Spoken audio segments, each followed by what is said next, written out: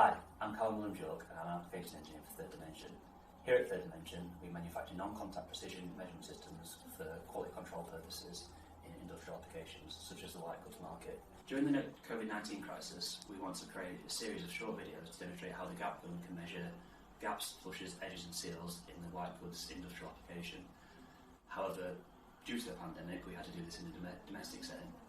So why do we need to measure gaps, flushes, edges and seals in white goods?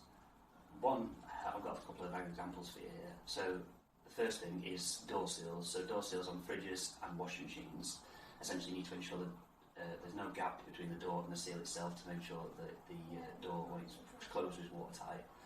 A second reason would be that you need to control the gaps around buttons for the front of a washing machine, for example, or the gaps on a oven door to ensure that the gap is consistent, because this gives a higher aesthetic value, and because of this it gives a high perceived value of the product. So now I'm going to show you some examples and some features that we can measure on white goods.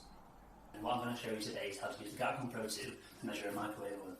Essentially what else I'm going to show you is how to upload results using Wi-Fi from the GapGun to a central management system. In this case, this is the PC. This is quite important for traceability chains.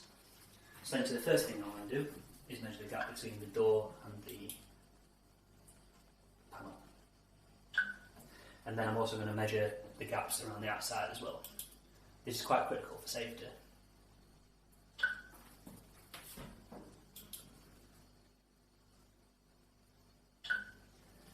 And what we can do now is using Wi-Fi and upload the results, and these will go directly to the PC. As you can see here, you've got the results on the screen there. These results can be processed in whichever way you want, so they can be used, you can use loggers essentially to be able to process them as an XML file, CSV files, and they'll be able to slot directly into your quality management system. This is again brilliant for any sort of audit trails that you want to do in the future.